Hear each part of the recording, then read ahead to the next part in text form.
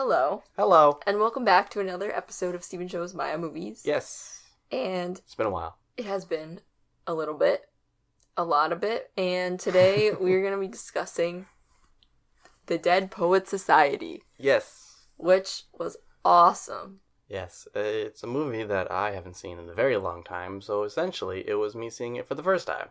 And I actually did see it for the first time. And I don't know how I hadn't seen this movie earlier, because I feel like it's like a classic that everybody talks about. Yes. But I understand why it's a classic. Mm-hmm. It was a really good movie. Emotions came forth in me. Let's just say that. It was so good. And it's my favorite genre of film.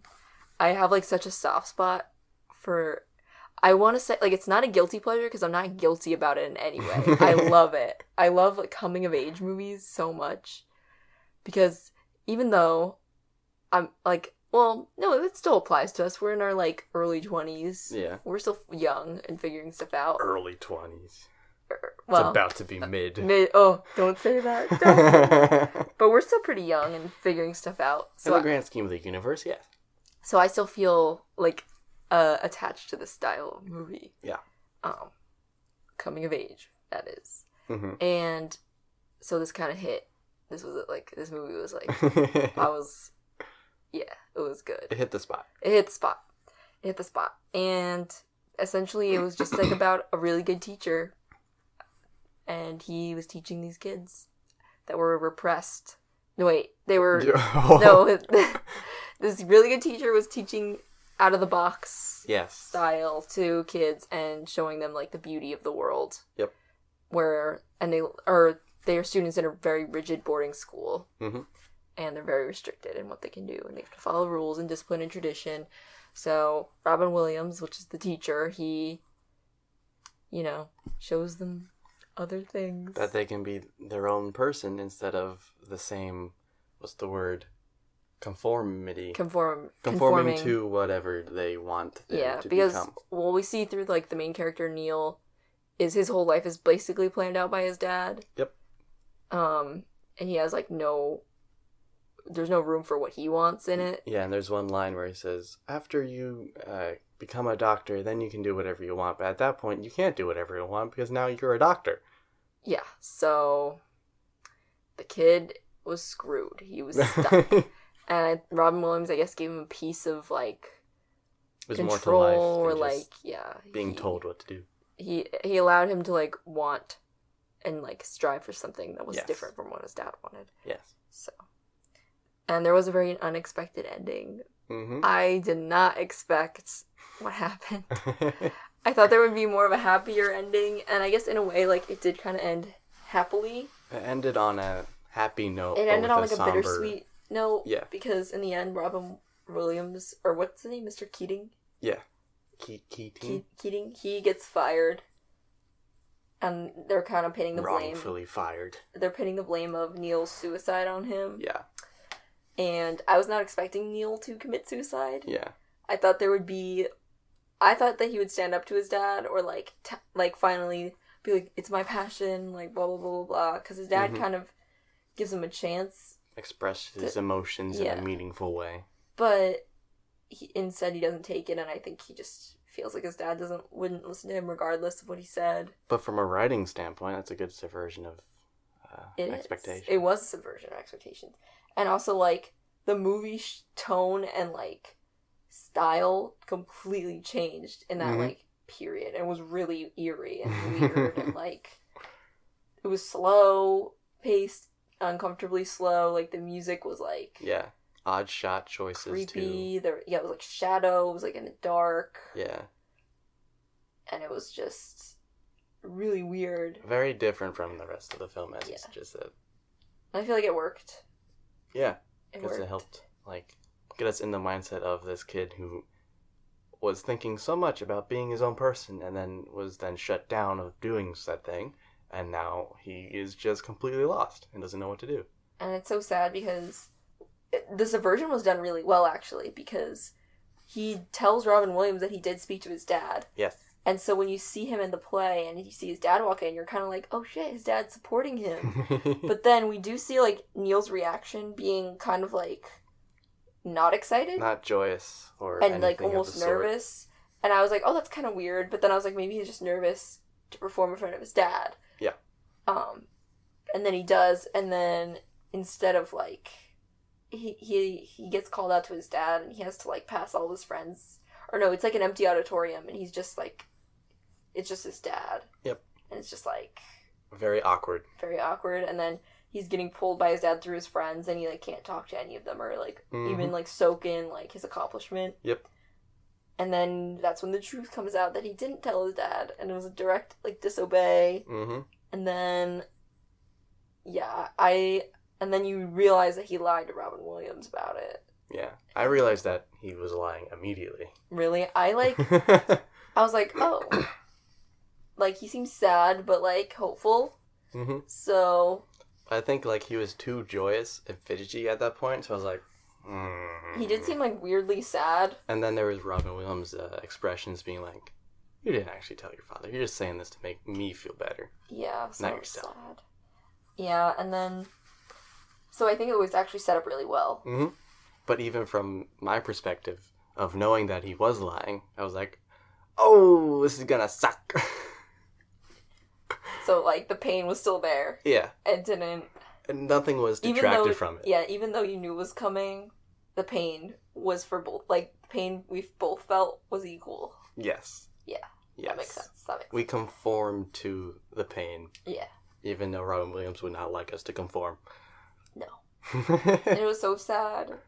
And, oh. It was so sad when the boys found out. Yeah. And then, like, because who's the guy that roomed with Neil? What's his name? I forget. Todd. Mr. Anderson. And I guess Neil kind of had a special bond where, like, yeah, Neil kept, like, inviting him and forcing him out and, like, bringing him out of his shell, I guess. Neil did the thing for Todd what Robin Williams did for Neil. Yeah.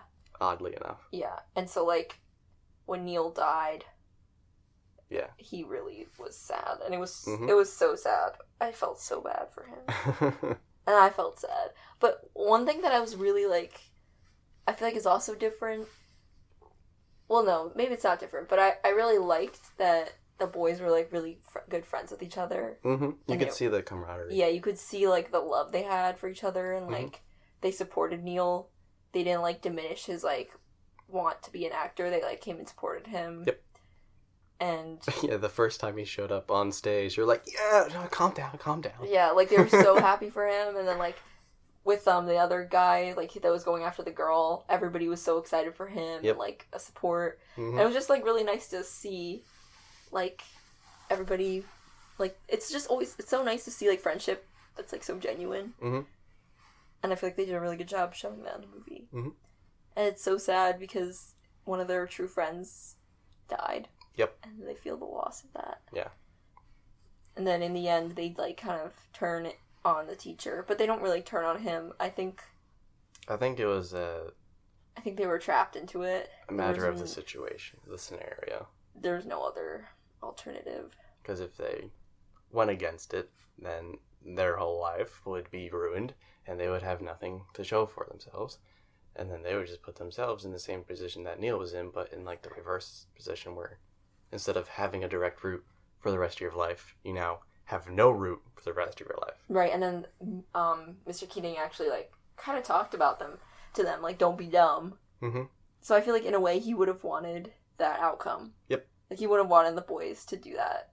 Because, you know, for him, there's always another career. Or, like, not another career, but another teaching job. Yeah. Where he can inspire more people. Or another career, depending on how much of, like, that situation is explained to the other institutions. That's true. But still, matter of the scenario. Yeah, I think he would have wanted the boys to do that and not ruin their lives. And even when, at the very end, where Todd says, it wasn't me, I didn't want to do it. He's like, yeah, I know, I understand. You had to do what you had to do. Yeah. And the moment at the end, oh my god, I was, like, tearing up. I was like, oh my god, it's so beautiful. Because then Todd, like, he doesn't like to speak in front of anyone. Yep. And you could see when the other teacher was, like, asking him to read, he, like, couldn't really form words. He was too nervous. Like I can do all the time. Nonsense words. Yeah, but I don't agree. His was more painful to watch. But then, like, in the presence of, like, this guy that really gave him hope and, like, believed in him, he got over his fear and, like, stood on a desk and, you know, paid homage to a good mentor and sent him, like, off in a poetic way. Yeah, because the very beginning, we have Robin Williams say, you can call me, oh, Captain, my Captain. And then at the very end, they all do it, and it's like, oh my goodness, it's just amazing. And I also liked how not all of the boys stood up. It wasn't the whole class that stood up. It was just, like, some of them. But then there were, like, some, like, remember the boy that wrote, like, Cats, It's on the Mat? Like, he did stand up in the end, because Robin Williams, like, I don't know, he still, like, was a good teacher to him. And, like, I don't know, believe, like, I feel like sometimes people use humor to, like, get out of situations or, like, things they're uncomfortable with. And I feel like Robin Williams saw through what he was trying to do, but then still made it, like, a teaching moment for him. Yeah, and Mr. Keating did the thing that all good teachers do, and that's make sure that the assignment is more akin to the student. Right. Rather than, here's a bland assignment that everyone can do, but has, like, no meaning behind it. Right. But then, like, when you talk to Mr. Cat and the Mat Man, he was like, yeah, you can do this, but what if you did this? Right. And then with Todd, and he didn't have a poem to share, he didn't write anything, he's like, okay, then I'll write something for you, and you have to say it. And he didn't, like, let him get out of it, but then he, I don't know, helped him come out of his shell. Yeah. Or, like, gave him an exercise that challenged him, but, like, ultimately he benefited from. Now, you're not going to like what I'm about to say. Oh, no. But Oppenheimer is very similar with his students. Oh, man, okay. Because there was one situation where one of his students wanted to do write one paper about something, but he was like, no, do this one instead. And then he went back, like, the student went back with the next day or whatever and finished the assignment and wrote the paper, and was like, yeah, Oppenheimer told to him, good job, you did this well. And then he realized that the one paper that he wanted to write, Oppenheimer gave to a different student, but that was the paper that other student needed to write because it was more akin to what they were capable of. And you learned that from the book? Yep. Interesting. Well, you heard it here first. Oppenheimer was just as good a teacher as Robin Williams. His character in this movie. Yes. Was Robin Williams a good teacher? I feel like he would be. Yeah. Actually, there's a fun fact, which I read prior to doing fun facts, which is Robin Williams was very interested in the character of Mr. Keating because that's the kind of teacher that he would have wanted as a student. Yeah, that makes sense. And I feel like he would do a really good job of it. And that's even something I mentioned when we were watching, is why can't all of our teachers be Robin Williams? True. I really did like his lessons. They were cool. I want to rewatch this movie, damn. Damn. Okay, what else did I want to say? Oh, yeah, I literally have written in my notes, I love Robin Williams. Who doesn't? Why is he so good? Oh, he's so good. I don't know, he, like, portrays, like, gentle characters so well. Yeah. And, like... But then there's also so much depth behind his characters, too. I know. That he can just do with just, like, his eyes and facial expressions, he's so good. He's so, like, he would be, like, the perfect person to, like, I don't even know. He's just good. He's just so good. Like, he's so kind and, like, gentle and, like, I don't know. At least the characters he plays, but I think, like, that's also him. Yeah, that's very much him. If there's I'll show you after, but there's a Mork and Mindy episode where Mork and Mindy meet Robin Williams. Mork is played by Robin Williams, and he's like this alien guy. But there's like this moment where you can see the version of Robin Williams that is like trying to entertain and be funny and be all this stuff. And then there's Robin Williams, who is just gentle, kind soul, trying to just be nice to everyone who comes by his way. It's very nice to see that difference between those two people. I do remember his other character in Night at the Museum. Teddy Roosevelt, I think. Yep. Oh my god, he also did such a good job with that. Like, I was just thinking about, like, the character, like, I don't know, he brings such, like, a piece of his own soul to the character, I think. And it makes it, like, he brings every character to life in such a good way. Yeah. Because also, remember what was... Tuesday. What? Well, The Birdcage. The Birdcage, yes. Oh my god, he played that so well, too! Like, yes! He's so good! He's not only a funny man, but he's also a very, very good drama queen. But in, like, the best way. He's an amazing actor. Amazing. So, he did a great job. Also, the character of Neil was amazing. Mm-hmm. I really liked how, like, I don't know, I feel like this movie kind of showed, like, the softer side of, like, masculinity in a way. Mm-hmm. Where, like, Neil was more, like, he was, like, what's his name? Todd was trying to push away Neil, but Neil was like, no. He literally said no. No. And, like, they were playful, they were, like, young. I don't know, they were just so full of life. Mm-hmm. Like, the boys were just so full of life. Mm-hmm. And I liked that.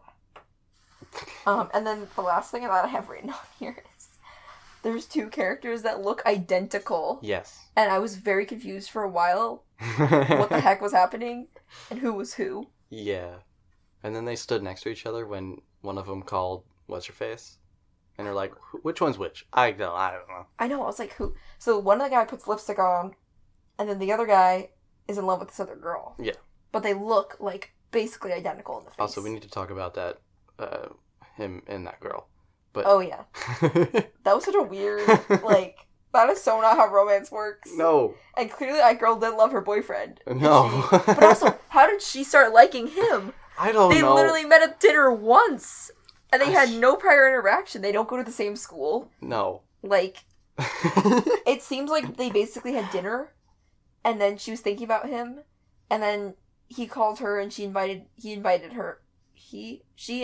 to a party. Yes. But then they didn't even talk at the party. They didn't even talk at the party. She was dancing with her boyfriend, and it seemed like her and her boyfriend have a good relationship, because she seemed to, like, love him. And then he kisses her on the forehead while she's, like...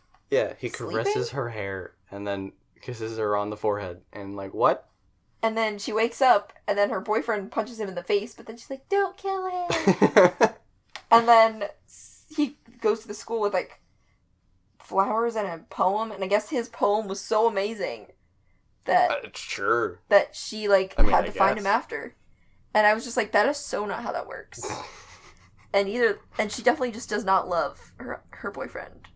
Or maybe she does, and she's just, like, I don't know. Maybe she's in love with both of them. Maybe. But how did that even happen? I don't know. They so barely talked and said words to each other. For real. And then she came to their school, and it was like, you're annoying. Come on, let's go to the play. Yeah, that was so weird. That was so weird. That felt very Shakespearean.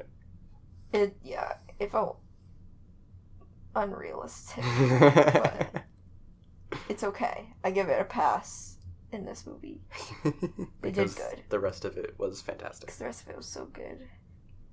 And then I liked how, like, the nerdy boys were still included with everybody. Mm-hmm. And then that guy, I'll never forget that scene of that guy, like, brushing his hair and literally changing nothing about his hair. He was brushing it, he's like, I gotta fix this. And nothing happened. You just brushed it, and it looks exactly the same. Like, it was that coarse hair texture that just, like, doesn't change. Like, it's so thick that, like, brushing it doesn't even do anything. It's just like a chia pet. It's just there. Yeah. Forever. So, it was funny. But yeah, that's basically most of what I was thinking of. Did you have anything you wanted to say? No. I don't know. Well, wait, hold on. Oh. I do like the very beginning where they go through all the different classes, and then they get to Robert Bloom's class, and he's just like, all right, come with me. We're going outside. Oh, yeah. That was good. It's just so good to have that difference, and you immediately know what kind of character he's going to be. True. Oh, and then I liked at the end when the Latin teacher, I guess, like, took inspiration from Robin Williams and, like, you know, taught his lesson on a walk while they were walking. Mm-hmm. And varied it up. Good little story note to have in there. I thought that was cool, and you can see him like giving a nod to Robin Williams, and clearly he didn't think that Robin Williams was a bad person. Yep. Or was at fault. It was only the school as like a tactic. Mm-hmm. But I don't think anyone actually believed he was the cause. Yeah. So sad. Mm-hmm. Had a small little impact that he had. The good impact. And then you have the not actually bad, but he was told to be bad, so now he's a bad man impact. Yeah. But I did like that. I thought that was cool. Mm-hmm. Anyway, time for reviews. Reviews times for reviews. Alright. Okay, the first thing that comes up says, me watching the first hour and a half of Dead Poets Society. I'm having the best time of my life. I'm so happy. Me watching the last 30 minutes of Dead Poets Society. I'm having the worst time of my life. I'm fucking crying. True. The ending was like, it ended on a positive note. Yeah. But it was sad. Don't you mean a positive poet note?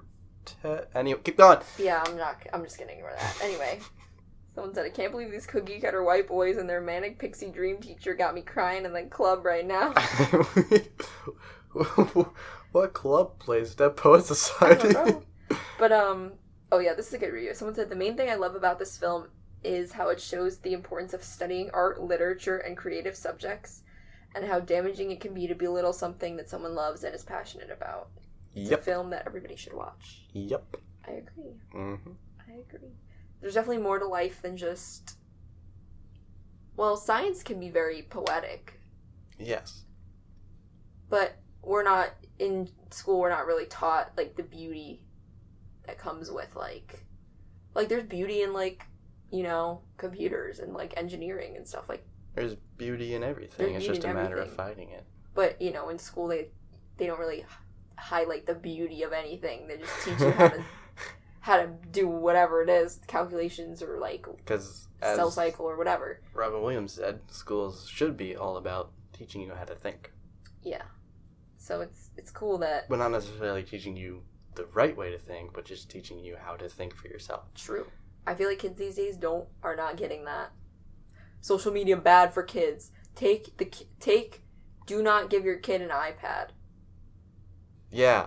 iPads are bad. iPads are bad for kids, but they're good Phones for adults. Phones are bad. I have every right to say this because I was the last generation before iPads.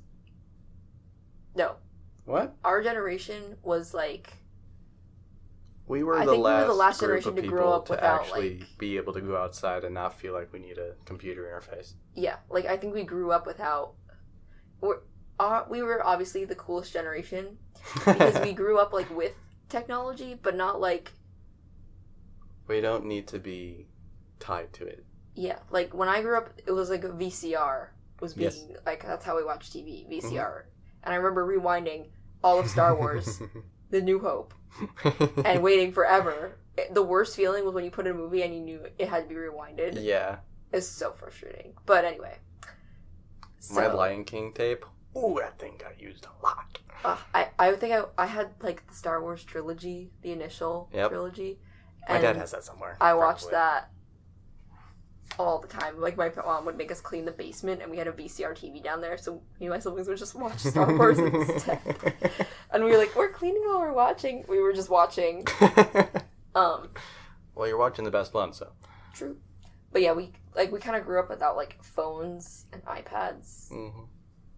And I think it did us good. Because the first iPhone was 2007? I don't know. I think so. But I didn't have a phone until high school, so... I didn't have a phone with a data plan until high school. Yeah. Let's say that. But anyway, we're getting off topic. Okay, let's... Well, actually, no, we're not off topic because all of these kids, they didn't have the internet. They didn't. They had a typewriter. They had a typewriter, and they had to use a map to find a cave. Yes. And they read poetry and made their own fun. Yeah. And then you had to, like, put in quarters and do the rodeo phone. The rotary where you just phone. Call and you get a bull and a clown and you're like, hey, what's going on? Oh, I got knocked off. That's the rodeo phone. Someone else said, I'm reporting every person who listed this movie as feel good. This is not a feel good movie. I did not feel good after watching it. This is why I have trust issues. It's feel good for a little bit. And then it's not. True. The intro was so, like, uplifting and exciting. Mm-hmm. Someone said, perfect movie. Oh, my goodness. What? Yeah. The beginning is like, we do all this great work here. We make all these kids really smart and they do amazing things in society. They go to all of these Ivy League schools. And then you come to find out that it's not all princesses and daisies. Nope. Or whatever the saying is. But you know what I mean. It's not. Also, another thing that was interesting is, like, when that boy, I forget his name, but he goes to, like, the public school to, like, to look at Chris, and there's, like, a football game going on or something, like, yeah. They're leaving, and they're cheering the football team on, and there's, like, cheerleaders, and there's band, and there's football players, and it's so chaotic and, like, lively, and compared to their school, it's, like, so, like there's a clear, you can see, like, the distinction. Yeah. Between, like, how rigid their schooling is versus, like, public school, and how, like, chaotic. It was also more colorful, more vibrant. Yep. Like, the lockers were bright yellow. Mm-hmm. In the other school, it's, like, beige wallpaper and, like, wood. Mm-hmm. So, it's just interesting to see that. And they all have to wear the same thing. And then, they gotta wear suits and ties. And it's funny, because he shows up to the party in a tie and a suit, and everybody else is wearing, like, their uniform or whatever. Yeah, the jocks are wearing the uniform. Yeah. Someone said, stopping the movie right before the play is what I call self-care. Yeah, get the cheer, and then the movie's over. Fantastic.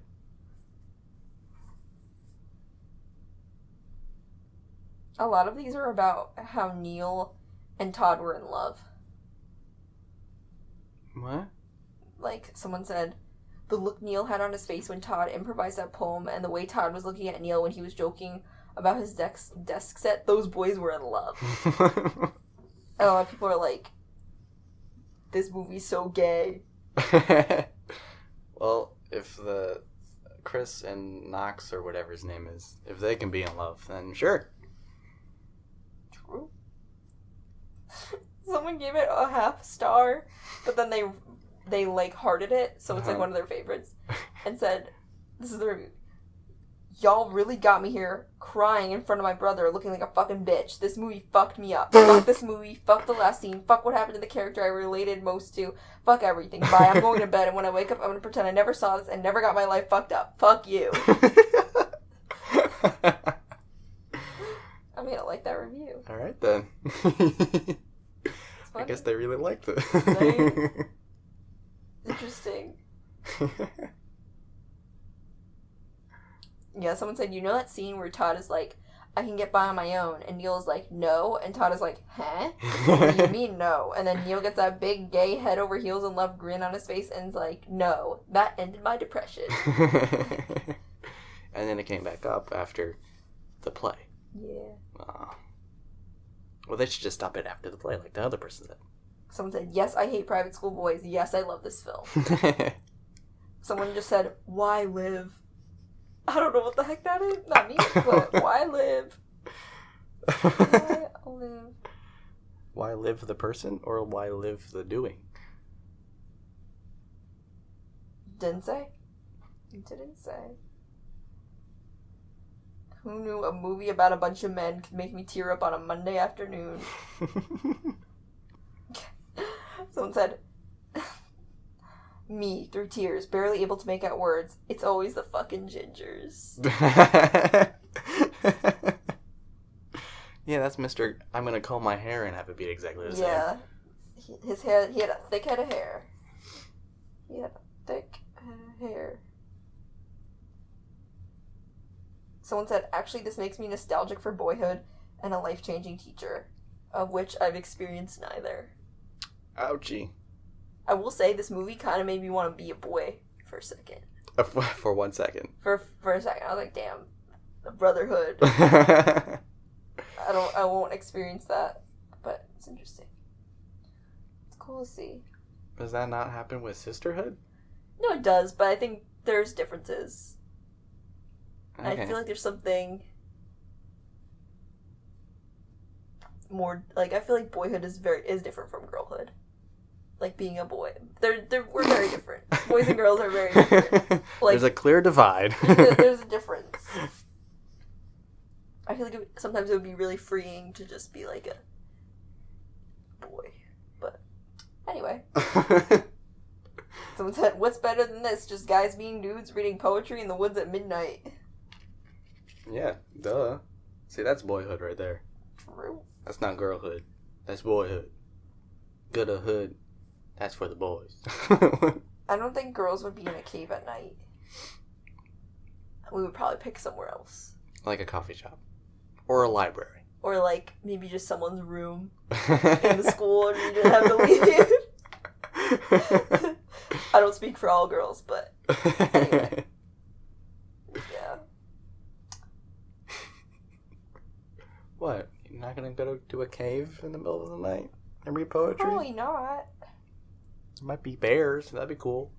You know how like women live longer than men? Yeah. Oh, that's why. I think part of it is like because men make like more life reckless, more like life, more. You know what I'm trying to say? I understand. Yes. Yeah, I think that's true though, for sure. Yeah, boys go out into the woods. One of them, gets mauled by a bear, but that's fine. And then they come back and have ice cream. Alright, this last review. It's a beautiful review. Someone said, I always had a soft spot for poetry in high school. It felt like music without words, and I got really good at analyzing it. Sadly, poetry is not used as much anymore, but Dead's Poets Society brings light to the wonders and beauty of poetry and what it can achieve through inspiration. This film is a wonderful, touching, uplifting portrait of teenagers coming of age, learning how to think for themselves, and experiencing how to live life to the fullest.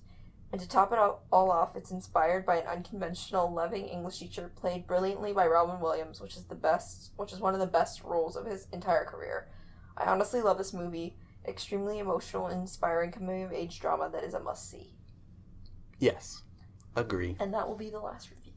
Very good. Very good. Now it's time. Very good, very good. Very good. Very good, good sir. Very now it's good, time sir. for fun facts. Facts that are fun. Fun facts. Facts that are fun. Facts. As I said, Robin Williams was attracted to the role because he wanted a teacher just like the character. I'm surprised they didn't have him in mind. Maybe he wasn't famous yet. Robin Williams considered this movie one of his favorite films he did, and Peter Weir the best director he had ever worked with. Ooh. That's cool. Ooh. The director, Peter Weir, I think it's Weir, because it's like weird but without the D, chose to shoot the film in chronological order to better capture the development of the relationships between the boys and their growing respect for Mr. Keating. I love that. That's so good. Wait, he did it in chronological order? Yeah. Intentionally? Yep. I can't imagine the film in a different way. They filmed the film as we saw the film. Oh. So like how most films are, they shoot one thing and like that's set to like, have it be like efficient. Yeah. They would film all those things from like the middle, beginning, or whatever it is. But he did it where everything from the beginning was shot in the beginning, middle, and end. Oh, I see what you're saying. Yeah. I thought they were saying They wasn't going to do were a gonna Christopher Nolan thing, flashbacks no. Oh, that's interesting. That's unconventional then? Yep. Because the one of the only other times, besides The Goonies, which was also very similar, I believe it was The Goonies, but E.T., because Steven Spielberg realized that because it was young kids, and they wanted the emotional ending of E.T. You've seen E.T., right? No. Oh, okay, we're going to watch E.T. too! Yay, more movies! But in order to get like the emotional ending of the ending of E.T., and the kids and get that emotion from them, he was like, let's do it chronologically so they get this build up, and then when we do smart. the scene, that's really smart. It'll be real. That's really smart. Yeah. Wow. Very, very, very good choice. If you couldn't tell, Steven's a film major, and I'm not. What? So, that's why that exchange just occurred. Check out Pastelicious. It's like the fourth video after this one or something. I don't know. Yeah. My YouTube channel has just become podcast and the occasional short film. Yeah. Where's all your gaming content? It's gone. Oh. It's forgotten. Oh. Reduced to atoms. What about didn't Destiny something come out with an update? Yeah, they did, but I don't know. Anyway, back to the production. Anyway, back to talking about movies. The scene where Todd Anderson cries outside in the snow was done in one take. It was originally an interior scene, but when it started to snow, Peter Weir thought the scene might have more impact if it were done outside. The snow was already beginning to let up, so it had to be done in one take. Fortunately, Ethan Hawke managed it. Wow. That's pretty good. I think your dad also mentioned that the bird scene was probably in one take. The bird scene. Oh, that's when I was making taco. Oh, yeah. He, rode down a hill and it was covered with geese and they all flew away. Ah. I don't think they could replicate that again. No, probably not. So, I'm guessing that was also done in one take. Yeah. Let's see if it's in here.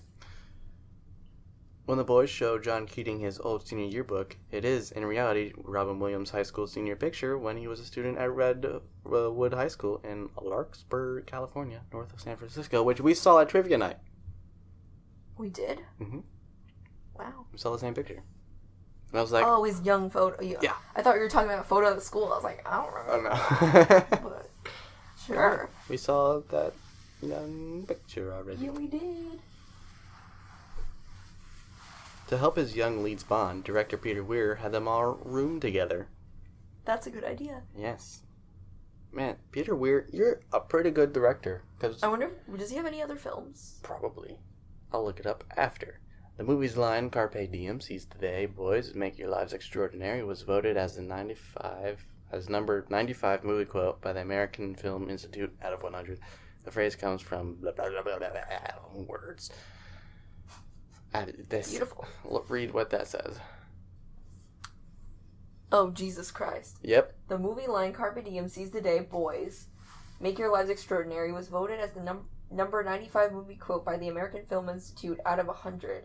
The phrase comes from Odes 1.11 of Q Horatius Flaccus Horace, 65 BC to 8 BC. Thank you. I don't know what that means, but... It means something. It means something, I guess. At the premiere, Kurtwood Smith, who I think is Neil, saw a family with the father domineering his son very much like his own character in the film, so yeah, it is Neil. After the film, Smith noticed the family leaving and saw that the father was crying. I don't know how real that is, but if it is, that's pretty good, because that means that the movie worked. Did. Ethan Hawke's first impression of director Peter Weir was that he spoke funny. Weir was the first Australian that the young Hawke had ever met. He's Australian. G'day, mate. G'day. Upon the death of Robin Williams in 2014, the famous line, "Oh, Captain, my Captain," was used by many media outlets in his obituaries. Oh, really? Wow. Liam Neeson had originally landed a leading role, but lost to Robin Williams. Damn, He got it, and then Robin Williams took it because he was so good. Well, because the director changed from Jeff Canu to Peter Weir. Interesting. Tom Schulman's script was partly based on his own experiences at Montgomery Bell Academy, an all-boys preparatory school he attended in Nashville, Tennessee, and his professor there, Samuel F. Pickering Jr. But there's a book, no? So, Mr. Tom Schulman's script was based on the book, but also his own life. Huh. Weird. Confusing. I mean, maybe he took inspiration. Maybe. Peter Weir gave his young actors playing the students books that detailed what kids saw at the movies, listening to the radio, and so on. A snapshot of life for teenagers in the 50s. Oh yeah, this movie is based in the 1950s, which we didn't mention. Oh, but makes sense because of what they were using to communicate with all of the people. Oh my god. What? The book is based on the movie. Oh! Well, it came after. What the heck? Can they even do that? Is that legal? To make a book off of a movie? I mean, I guess you could make a movie out of a book, so why not reverse? Yeah, I guess so. It does seem kind of odd. It does. Rather unusual. Unless rather it's unorthodox. Because I know that Dawn of the Planet of the Apes had something similar happen, where the movie, but then it was like a novelization of the movie. Is that the same for Star Wars? Probably. Because I remember going to the library and there being like a lot of Star Wars books. Well, that might just be like different stories of like the Star Wars universe. But it must be based off the movie, right? Oh yeah. Because there's so much stuff. Just like expanded from the movie. Like so many like books about Star Wars. I didn't read any of them. Maybe I should. My dad has 3 of them. It's like the after Return of the Jedi. And it's about Admiral Thrawn. They're pretty good. I haven't read it myself though. Alright. But they're decent. This film is frequently shown to fraternity members during leadership seminars because of the striking similarities between the film's plot and the historical events that led to the creation of fraternal organizations at universities in the United States in the late 18th century. Dead Poet Society made frats? I guess so. Good for them. According to a 1991 interview, Laura Flynn Boyle, whoever that is, was told the day of the film's premiere that she had been edited out of the film and should not attend the premiere. Oh my god, that's so sad. Oh, that's funny. It's funny, Poor but woman. so sad. Poor woman. Wow, that's... That's actually so depressing. Damn. Ethan Hawke was already 2 months into college at Carnegie Mellon University in Pittsburgh when he got the part of Todd Anderson. That's cool. That's pretty good. In a SiriusXM interview in July 2016, Matt Damon revealed that he and Ben Affleck auditioned for unspecified roles in the film. That's interesting, considering about that is interesting. 10 years later, they'll be working with Robin Williams. That is very interesting. Huh. Makes you think about life a little bit. The map the boys are looking at when they are planning their first Dead Poet Society meeting is actually a contour map of the Blue Ridge Parkway National Park Service and the Appalachian Trail in Virginia. I don't know what that has to do with anything, but okay. The cave isn't real. How dare they? This is the first Touchstone Pictures release to receive a Best Picture Academy Award nomination. Good for Touchstone Pictures. The only Best Picture Oscar nominee of the year to be also nominated for Original Screenplay. Did it win any awards? Let's find out. Oscar winner, Best Writing Screenplay. Oscar nominee, Best Picture, Oscar nominee, Best Actor, Robin Williams. Oscar nominee, Best Director, Peter Weir. So wait, is writing and screenplay different awards or the same award? No, it's the same thing. Okay. It's just how it's written here. It's weird for some reason. But Best Original Screenplay.